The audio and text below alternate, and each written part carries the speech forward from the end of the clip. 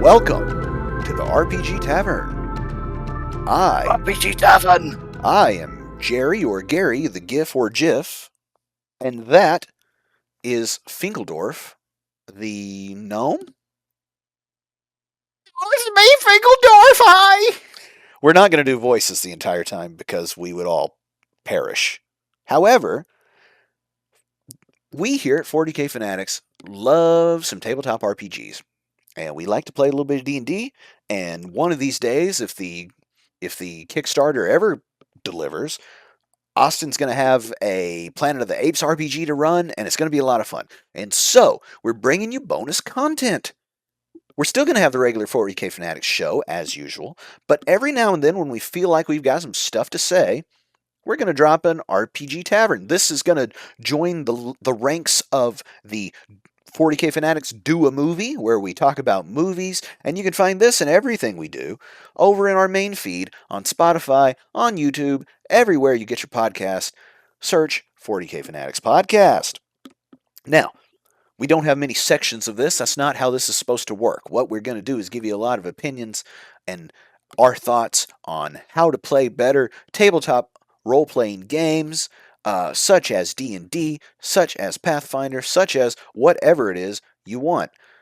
Planet of the Apes, Blades in the Dark, Call of Cthulhu, your own homebrew nonsense that's based off of like D&D 3.5 Modern. You remember that? Austin, do you remember when D&D I was taking a drink. Oh, he's taking a drink. At the tavern. Most appropriate. Do you remember when D&D was in its little dark period after version 3, and then you could find like D&D 3.5, which was like all open source all over the internet? It was during that dark time of 4th edition that nobody seemed to play. Oh, yeah. But there was a 3.5 Modern, which was like lasers and guns and spaceships and tanks and stuff. And the whole of the D20 system kind of broke down immediately. Yeah. That math didn't math. Today we're doing our favorite type of podcast, no matter what we're talking about, which is a top 3 list. And what we're talking about, in what I think to be an appropriate place to start, top 3 RPG starting tropes. So, how you get into a campaign. You know, you've all made your characters, and somebody's giving you the pitch for whatever the heck this world is going to be, and then how they actually get you in on that session 1. And I've got a top 3 and 1 OLI. What have you got, sir? Yeah, I've got my top 3. No OLI. No OLI. Well, if you're new here, an OLI is an outside looking in. It does not mean that it's number 4 on the list, but it means that it's sort of worth a mention. It's not an honorable mention. It could get on the list, just depending on the day. Now, we'll get it started. My OLI is Royal Decree. Okay. So, ye old Royal Decree, where you start the thing off and you give everybody a moment to hang around at a dinner table, perhaps, and then they are called on as a group by the king or governor or something like that and given their big mission to go and do something. Go find my daughter. And you go find the daughter, and then you come back, and the king's dead, and the thing's on fire, and there's a dragon, and we're in, whatever it is we're in. That one's okay. So, in this top 3 starting tropes, the fact that they're tropes and they're used a lot means that I've got some criticisms about them all. And my criticism about the Royal Decree is it's a little bit, hey, go do this thing because I said so, says the DM, which is not the most freewheeling sort of energy in the world, but I don't hate it. Let's hit your number 3, sir. My number 3 is Prisoners. Oh, that's my number 3. This is... Oh, here we go. Oh, man. Yeah, I got Prison. Yeah, I enjoy when our lists converge like this, so we don't have to do a bit of a spoiler. But Prisoners, for me, it's tried and true. That's kind of Bethesda does this all the time with their computer RPGs. But just saying, hey, you guys are a bunch of prisoners. Either someone breaking you out of prison. Come on, we gotta get out of here. Blah, blah. Or guards release you like the king needs you to go slay this dragon, or maybe you even break out your own and then you do your own thing. It's a tried and true method that just works. Yeah, I like it Gets for you the into same. the action. I like it for the same reason. The reason why it works good at the tabletop is because no matter what all your characters are and what their motivations are, you tell them you guys all wake up in a prison and they all want to escape. So you get everybody trying to pull in the same direction right from the start, which is really good, I think, because too often we get, uh, people will want to be like, "Well, my character doesn't want to adventure. I don't know about this royal decree." And it's like, well, we kind of need you to go along with this so the game can happen. Then putting them all in prison makes the game happen right from the jump because it's like, well, nobody wants to sit around in prison. Even the most Yeah. obtuse player at your table is going to be like, nah, I want to kill the guards, get out of here. Can, can, hmm I, can I summon a bird through the window and get it to go and steal the key or whatever? So, hmm yeah, prison's great. Um, Gosh, well, okay, so that was my number two, three, and your number three. What's your number two? Number two is the tavern. My number two is the tavern. Oh man, we are entering singularity. Did you cheat and steal my list? No, No, I don't know. I don't know. I think I no, might because have. my number one's different. Oh, oh, I did send you my list, didn't I? Well, Oh, I don't remember if you did. let's talk about the tavern here in the RPG Tavern. So the tavern is the tiredest starting trope that there's ever been, and it's not even close. Mhm. Um, I'm of two minds with the tavern.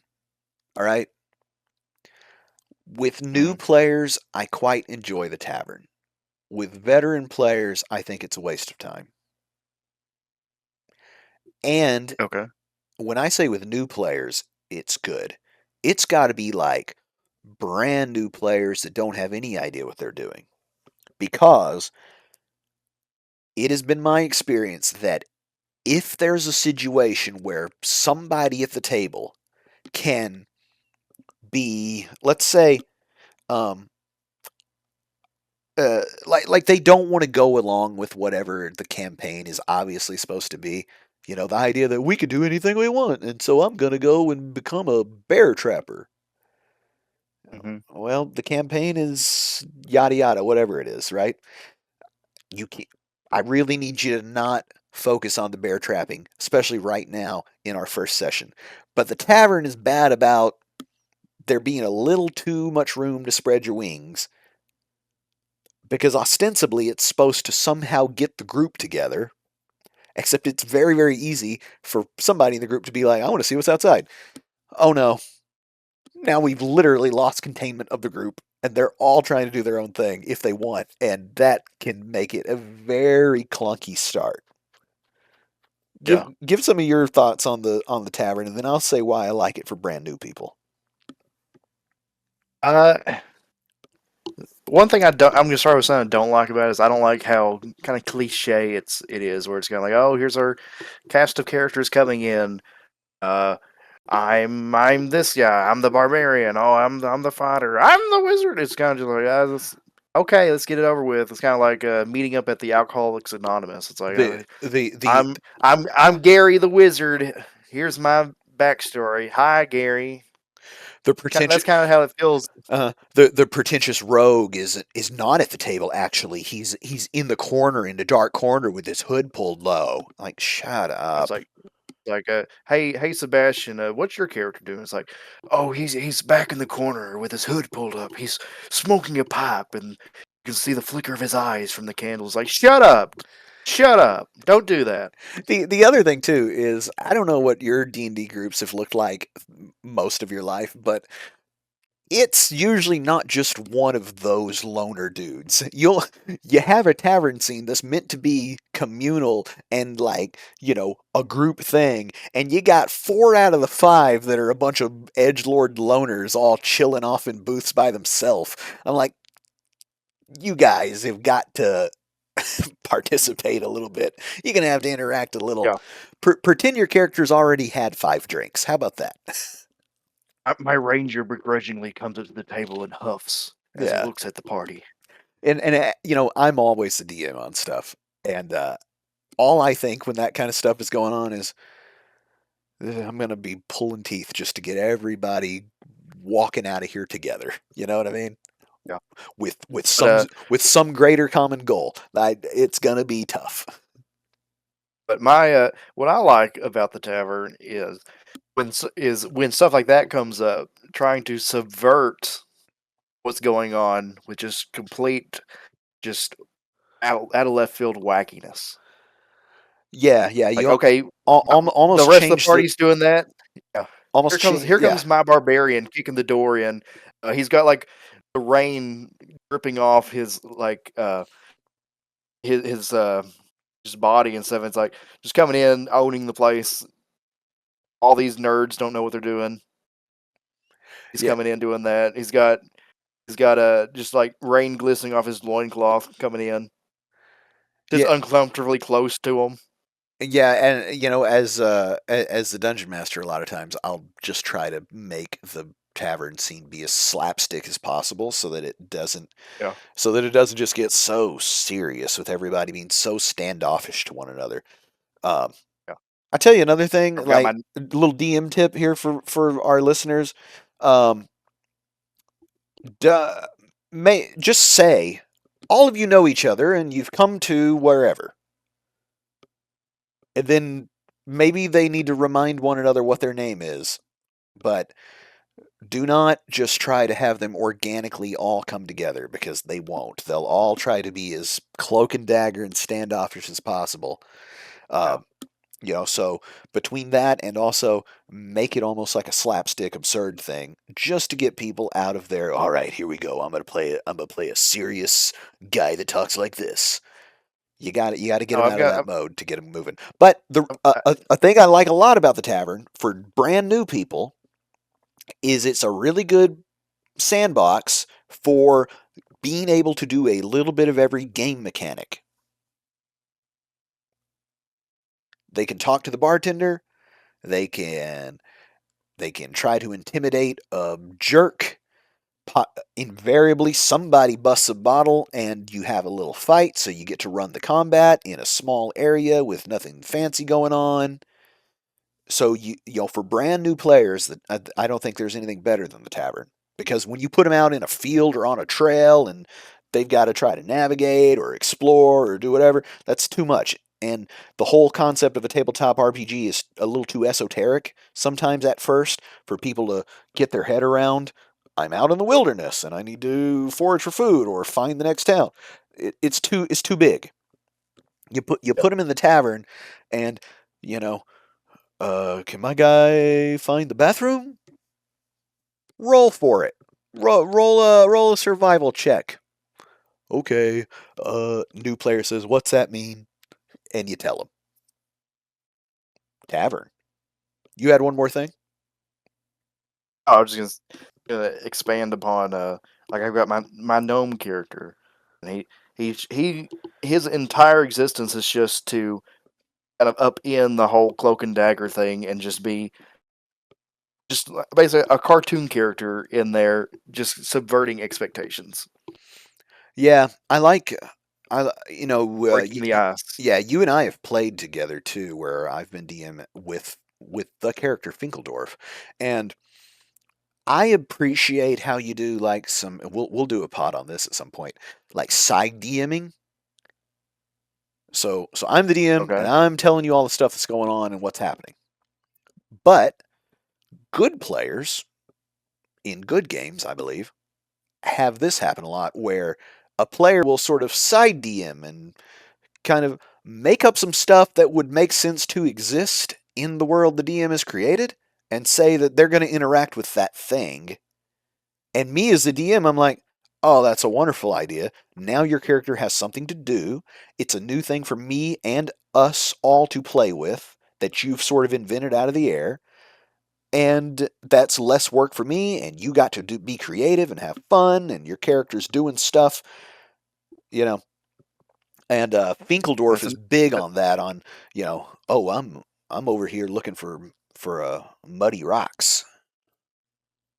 I hadn't even thought about there being a creek interesting. here, but now you're in the creek with the muddy rocks. Meanwhile, Huh. I'm over here digging through to find where the poisonous snake is, because that may be fun for Finkeldorf to maybe get bit by a poisonous snake, and now we've got a whole thing to do. All of a sudden, our downtime Yep. activity, where people are talking about, oh, I'm going to study my spells, and I'm going to play with this, and I want to throw horseshoes. Hey, everybody, we've got an emergency. Anyway, Tavern. Number Yep. one. You were going first. Let me know your number one. So this isn't something I've actually done, but I've heard of someone else doing this, and it's absolutely insane, but in the best way. I'm going to call this one Darwinian selection, Oh? and this comes from a Warhammer 40k RPG that is documented online. I believe this is the All Guardsmen Party. I'm sure people have heard of this. If not, you can look it up. The way that this was conducted was they were doing a 40k RPG where it was all guardsmen, but the way in which they selected their characters, I don't believe this was known to the players, but the DM basically was going to do selection bias with them. And what he did for the first, like, so many sessions they did was they played guardsmen in a trench, trying to repel orc advances. So it was nothing but orcs coming in for the attack, them trying to defend it, and almost total party wipes constantly. Just constantly losing characters to this wave and wave and waves of orcs coming in, and they had to keep generating new characters just constantly for all these sessions until eventually they repelled the orcs, and I believe an inquisitor came and was like, "Come with me, I need you for a mission." And conceptually, I think that's a very interesting thing to do for kind of almost randomly generating a party from from your players. Well, it's the D&D equivalent is the everyone's a kobold. Okay. So that's a common thing people do, where you get you a random kobold name generator, and you use the sort of monster stat card of a kobold, and everybody's a kobold, and they are not very sturdy or very smart or very fast or very survivable. And then you have a scenario like a group of adventurers who are, regular old characters come into the kobold or come into the dungeon the kobolds live in, and they think it's just their spot, and then you know they sort of just die in mass in hilarious ways as these adventurers wreck these random chaff units. Yeah. Except they're the players, and people will get pretty attached to ringworm footface. Hmm. But I like that Darwinian Yeah, selection. kind of like you make all these characters and you might not grow attached to them until like suddenly it's like, hey, this is who you're actually playing as because you completed the mission. Yeah, yeah, I like it. Yeah. Um, my number one, and I know this was a good idea and I like it when I wrote it, but I'm gonna have to talk it out a little bit. My number one is a sprung trap. Okay. It's a little bit like the prison, but it's like, oh, I remember where I was going with this. Um, you guys are in a tavern or in a town or whatever, and now the town is being attacked, surrounded. The maybe you start the campaign saying you guys are on your way back from an adventure with so and so to see the queen, who from the royal decree. It's like royal decree with no royal decree. You skip all that nonsense. You guys are coming back, and when you get there, the guy's cousin is now in charge, and you're all being held at spear point. Figure that out. Do you just go to prison? Do we do prison? Do you fight your way out of there? Do we Deus Ex Machina after some amount of battle? Uh, I think it's a really neat way to start because it stops you from it starts with a bit of action rather than a bunch of everybody acting standoffish to one another because, well, that's my character. Perhaps you're on a ship and now you're set upon by pirates. That would be a good example of the sprung trap. Yeah. Because I always think that your start of a campaign, your session 1, is best when it does something. I'll never forget the worst game I've ever played in my life. This guy started us out in a town, and I don't even remember why, but the idea was we were supposed to go to the next town. We spent 4 hours dicking around, walking to the next town. And he showed us some stuff, but at no point was there any amount of, what is this for? Why are we doing this? Communicated. And then afterwards, I took him aside. I'm like, what were you trying to do? He's like, oh, well, the one guy was like a DM NPC that I always add. I'm like, so you just wanted to be a player? Like, you should have let me DM and you could have been a player and we would have all had more fun. We covered like 5 miles. Paid a fine for something in 4 hours. I'm like, not only this is not a good starting trope, I don't ever want to play in this campaign again. Pitiful. And I came to understand that guy has started campaigns that way his whole life.